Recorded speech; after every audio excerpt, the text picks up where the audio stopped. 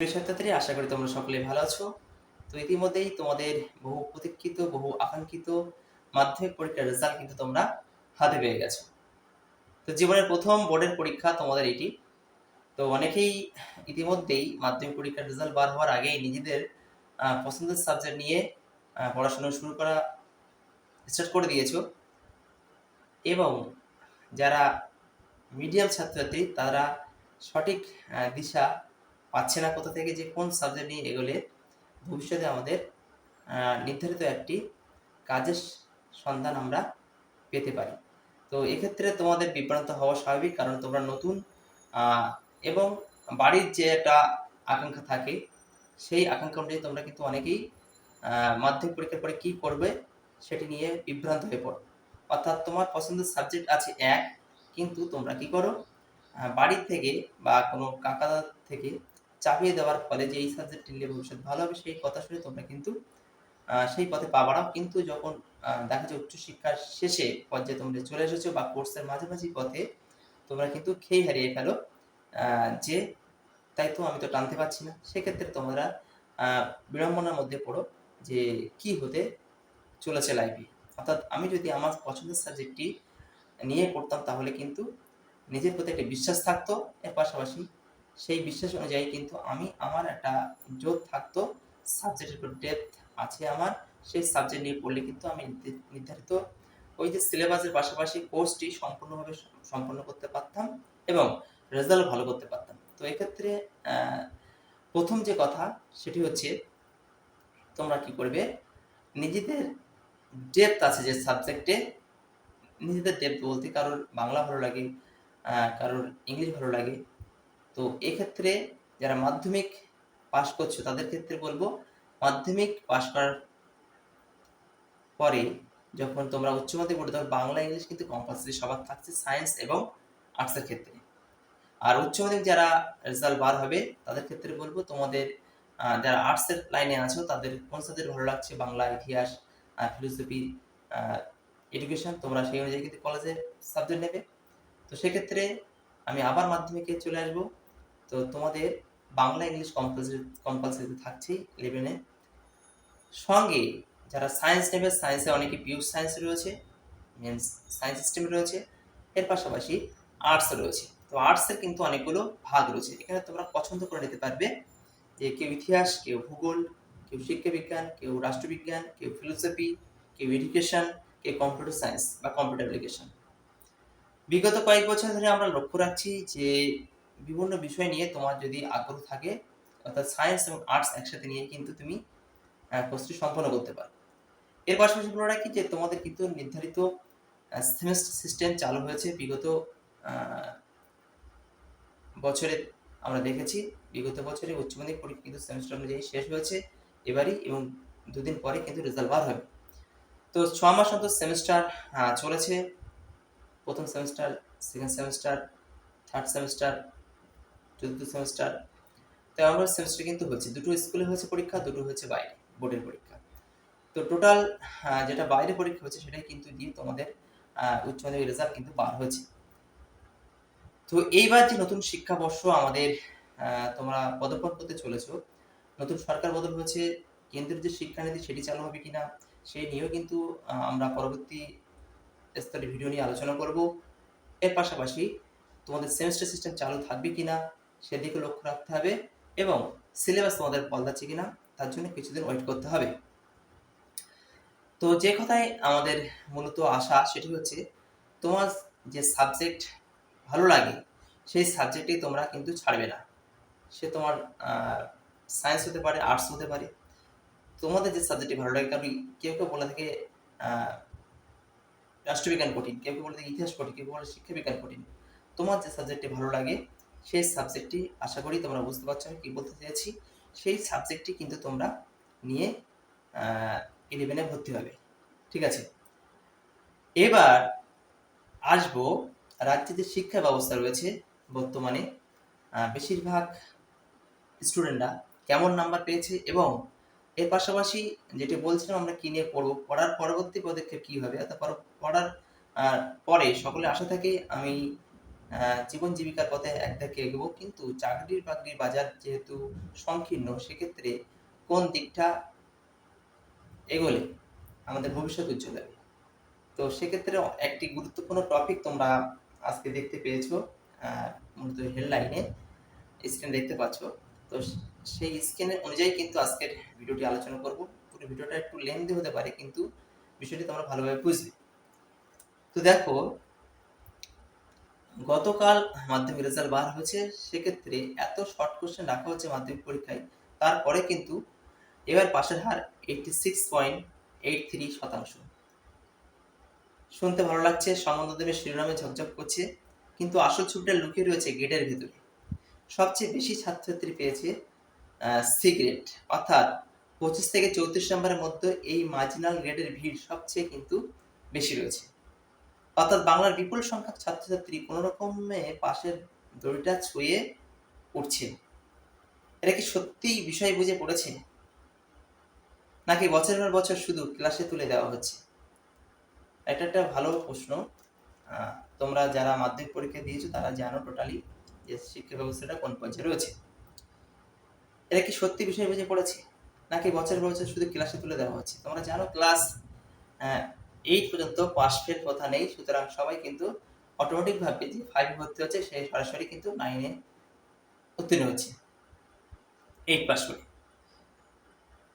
তো সে কিছু লিখতে পারুক আর না পারুক। এবার মাধ্যমিকে প্রায় 9,71,000 পরীক্ষার্থী বসেছিল। পরীক্ষা হয়েছিল 2682টি কেন্দ্রে। এত বিশাল সংখ্যা ছাত্রছাত্রীর মধ্যে যদি সবচেয়ে বড় অংশ সি গ্রেডে গিয়ে জমা হয়, তাহলে সেটা শুধু শিক্ষা ব্যবস্থার সমস্যা নয়, সেটা সমাজেরও রিপোর্ট কার্ড। তো এক সময় মধ্যবিত্ত বাঙালি পরিবারে বলা হতো, অঙ্কটা ভালো করে শেখো, লেখাপড়া ছাড়া ভবিষ্যৎ কিন্তু নেই। এখন বাস্তব কিন্তু অন্য কথা বলছে। সেই কথাগুলো তোমাদের যার ভিডিও তোমরা দেখছো, তোমাদের মাথার মধ্যে অনেক কিছু আছে। জীবন জীবিকা নিয়ে কথা বললাম, ভবিষ্যতে কি নিয়ে এগুলো ভালো হবে। তো সমস্ত বিষয় টপিকটা কিন্তু তোমাদের এই ভিডিওর মধ্যে থাকবে। স্কুল পড়া নিজের চোখে দেখছে, রিল বানিয়ে পরিচিত পাওয়া যাচ্ছে, এবং যারা বহুদিন ধরে ভালো রেজাল্ট করে এসছে মাধ্যমিক, উচ্চ মাধ্যমিক, গ্রাজুয়েশনে, তারা কিন্তু বেকার বসে আছে। তো রিলস বানিয়ে কিন্তু টোটালি তারা দেশ বিদেশে ঘুরে বেড়াচ্ছে। তো পড়াশোনার মূল্যটা আমাদের এখন এই এমন পর্যায়ে এসে থেমেছে। মোবাইল গেম খেলেও ফলোয়ার বাড়ি, ব্লগিং করে হাত খরচ ওঠে, সমাজও বাহবা দিচ্ছে। ফলে একটা ধারণা তো দ্রুত ছড়িয়ে পড়ছে, স্কুলের পড়াশোনা খুব ভালো না হলেও জীবন কিন্তু থেমে থাকবে না। ভালো অঙ্ক না জানলেও চলবে, ভাষার উপর দখল না থাকলেও চলবে, বরং ভিডিও এডিটিং জানো, ক্যামেরার সামনে কথা বলতে জানো, কন্টেন্ট বানাতে জানো। তোমরা অনেক ছোট, তো এবছর যে বাজেট পেশ হয়েছে, কেন্দ্রীয় অর্থমন্ত্রী যখন বাজেট পেশ করছিল, তখনই কিন্তু কন্টেন্ট ক্রিয়েটার, স্কুল বা কলেজে কন্টেন্ট ক্রিয়েটার কোর্স করানো হবে, এবং সেই বিষয়ে কিন্তু প্রশিক্ষণ দেওয়া হবে, যাতে ভবিষ্যতে ছাত্রছাত্রীরা এই পদে গিয়ে জীবন জীবিকার পথে এক ধাপ এগিয়ে যেতে পারে। বরং ভিডিও এডিটিং জানো, ক্যামেরার সামনে কথা বলতে জানো, কন্টেন্ট বানাতে জানো। অদ্ভুতভাবে রাষ্ট্র সেই দিকে বার্তা দিচ্ছে, নানা প্রকল্পের স্কিল, ডিজিটাল কন্টেন্ট, ইনফ্লুয়েন্সার, অর্থনীতি, স্টার্টআপ, এসব শব্দের ঝলক বাড়ছে। কিন্তু একই সঙ্গে মৌলিক গণিত, ভাষা দক্ষতা, বিশ্লেষণ ক্ষমতার সংকট নিয়ে কি সমান গুরুত্ব দিয়ে আলোচনা হচ্ছে? তা কিন্তু নয়। তার উপর সাধারণ আর্থিক অবস্থার পরিবারের ছাত্রছাত্রীরা সামনে যা দেখছে তাও ভয়ঙ্কর, নিরুৎসাহজনক।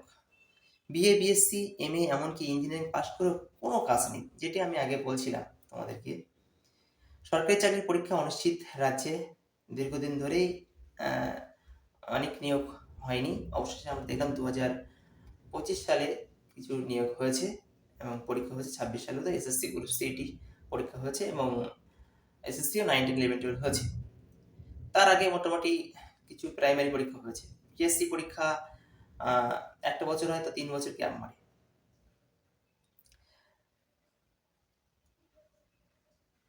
কেন্দ্রের শূন্যপদের তুলনায় কম নিয়োগ করেছে, নিয়োগ তালিকা ঝুলে আছে বহু ক্ষেত্রে, মামলায় বছর কেটে যাচ্ছে বছরের বছর। আশেপাশে শিক্ষিত দাদা দিদি পরিচিতদের এমন বেকার অনিশ্চিত জীবন দেখার ফলে বহু কিশোরের কাছে লেখাপড়া আর নিশ্চিত সামাজিক উত্তরণের রাস্তা বলে মনে হচ্ছে না। যে পরিবার একসময় ভাবতো ছেলেমেয়ে লেখাপড়া করে প্রতিষ্ঠিত হবে, সেই পরিবারই এখন ভাবে মোবাইল থেকে কিছু আয় করতে পারলেই হলো। অভিভাবকদের একাংশ সমস্যার গভীরতা ধরতে পারছেন না। অনেকে জানেন না তাদের সন্তান আদৌ কতটা শিখছে। বই খুলে বসছে মানেই পড়া হচ্ছে, এই ভুল ধারণা এখনো কিন্তু প্রবল রয়েছে। ছেলেমেয়ে পড়ার টেবিলে আর বাড়ির বড়রা মোবাইলে রিল দেখছেন বা সিরিয়ালে ডুবে আছেন। এই দৃশ্য এখন বহু পরিবারের বাস্তব। তার উপর এসেছে নো ডিটেনশন যে পলিসি, তার উপর হচ্ছে দীর্ঘ প্রভাব। শিক্ষার অধিকার আইন 2009 অনুযায়ী সারা দেশে সরকার পরিচালিত অনুমোদনপ্রাপ্ত স্কুলে অষ্টম শ্রেণী পর্যন্ত পাস ফেল নেই। এই আইনের উদ্দেশ্য ছিল স্কুল ছুট, যেসব ছেলেমেয়ে রয়েছে তাদেরকে সংখ্যা কমানো। কিন্তু বাস্তবে বহু ক্ষেত্রে তার মানে দাঁড়িয়েছে না পড়লে উঁচু ক্লাসে উঠে যাবে। ফলে ভিত্তিরে আলগা হয়ে যাচ্ছে। শুরুতে যেসব ছাত্রছাত্রী কিছুটা লেখাপড়া করতো, পাস ফেল না থাকায় ভালো ফলাফলের সামাজিক গুরুত্ব কমায়, তাদের মধ্যে অনেকেই উঁচু ক্লাসে ওঠার পরে উৎসাহ হারাচ্ছে। আর যে উৎসাহ, সেই উৎসাহ কিন্তু হারিয়ে ফেলছে। সাধারণ ভাগ, শতকরা, বাংলা লিখন শৈলী, অনুচ্ছেদ রচনা এসব না শিখে বহু ছাত্রছাত্রীরা নবম দশমে পৌঁছে যাচ্ছে। মাধ্যমিকে এসে সেই দুর্বলতা আর ঢেকে রাখা যাচ্ছে না। তখন সিগারেটের পাহাড় তৈরি হচ্ছে। সবচেয়ে বড় প্রশ্নটা অন্য জায়গায়। ভাববেন না এই দায় কোনো একটা সরকারের। 2009-10 আইনটা চালু করেছিল কংগ্রেস নেতৃত্বাধীন সরকার। 1 বছর চলার পর এর বহু ত্রুটি বিচ্যুতি সামনে আসে। রাজ্য পালাবদল ঘটে। সেই সময় ক্ষমতায় আসা তৃণমূল দল চালিত রাজ্য সরকার সেগুলো নিয়ে মাথা ঘামায়নি খুব একটা। ওদিকে 2014 ও আসা বিজেপি দলের কেন্দ্রীয় সরকার ওই নীতির ত্রুটি বিচ্যুতি সংশোধন খুব একটা করেননি।